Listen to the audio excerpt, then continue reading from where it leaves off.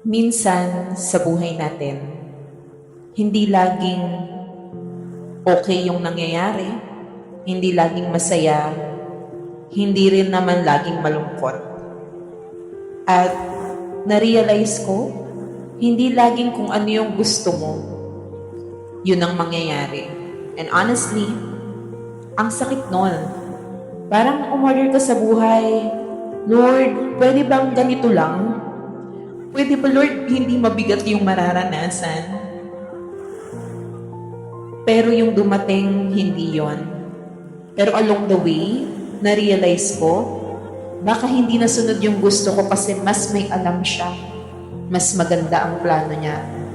Kasi sa totoo lang, mas okay palang magdepende kay Lord kaysa sa sarili. At lalong-lalo na kaysa sa ibang tao. Kasi ang tao, they can fail you, they can hurt you, they can leave you, kahit akala mo sila na yung constant. Pero ito yung natutunan ko, kahit feeling mo mag-isa ka, you are never alone. Sa mga gabing tahimik, sa mga iyak na walang nakakarinig, may isa na nandyan lang, hindi nawawala, hindi napapagod makinig. And that's when I realized, all I have, all I need is Jesus. Hindi dahil wala ng iba, kundi dahil siya na yung kukumpleto sa buhay kong may kulang. Natuto rin akong magpatawad kahit walang apology. Not for them, but for me. Natuto akong bawasan ang pakikinig sa sinasabi ng iba kasi mas importante pala kung ano ang sinasabi ni Lord. Darating ka talaga sa point ng buhay na walang ibang matatakbuhan kundi siya lang. And surprisingly, sapat na pala yun. Kasi ang Diyos, He will never leave you, He will never abandon you. At kung gusto mong mag-grow, kung gusto mong maging mature, dadaan ka talaga sa proseso. Sa pain, sa confusion, sa waiting, hindi para sirain ka, kundi para i-refine ka. So, even hindi mo maintindihan kung bakit nangyayari ang lahat, trust Him. And in the end, don't just focus sa temporary. Focus on eternal things, sa plano niya, sa purpose niya, sa buhay na hindi natatapos na kasama siya. Kasi sa mundong to, hindi lahat ng gusto mo mangyayari, pero kay Lord, lahat ng kailangan mo ibibigay niya.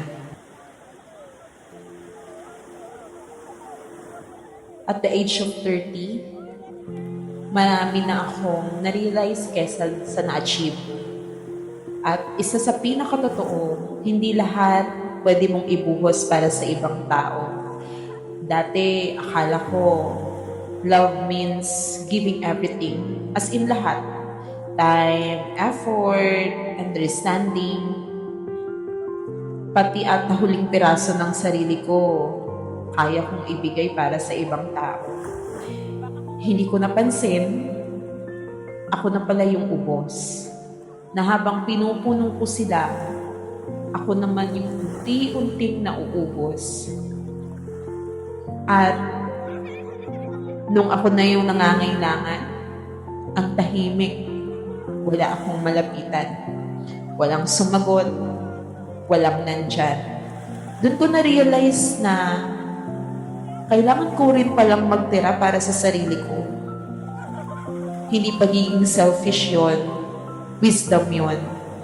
At isa pa, hindi lahat ng nasa paligid mo totoo sa'yo.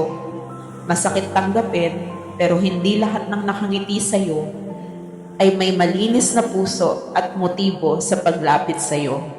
Kaya natuto akong maging maingat. Hindi cold pero wise. Hindi sarado pero discerning. At ngayon, sa season na to ng buhay ko, I'm choosing to heal. Hindi mo na maghabol, hindi mo na magpaka-available sa lahat, kundi mag-focus sa sarili ko, sa healing process ko, at sa relasyon ko sa Diyos. Kasi doon ko na-realize, Hindi ko kailangan hanapin sa ibang tao kung kaya naman ibigay ng Diyos. And for the first time, okay lang palang magpahinga. Okay lang palang huminto muna. Okay lang pala na ikaw muna at ang Diyos lang. Okay lang pala na unahin ng sarili habang inuuna mo siya na lumikha sa'yo. Okay lang palang hindi maging okay. Okay lang pala na mag-fail. Okay lang pala umiyak. Okay lang pala na hindi maging perpekto, hindi laging tama. At higit sa lahat, okay lang palang matuto nang hindi mo kailangang mapahiya. Okay lang pala na matuto na hindi kailangang harsh. Okay lang pala na aminin mo sa sarili mo, hindi mo na kaya. Pero tandaan mo, kahit na dumating ka sa point na hindi mo na kaya, kakayanin mo kasi kasama mo siya. Sa buhay na to, hindi laging perpekto, hindi laging maayos, hindi palaging kaya mo. Pero sa buhay na to, may palaging Diyos na naandyan, nagagabay at aalalay sa'yo. This time, ako muna at ang Diyos sa buhay ko.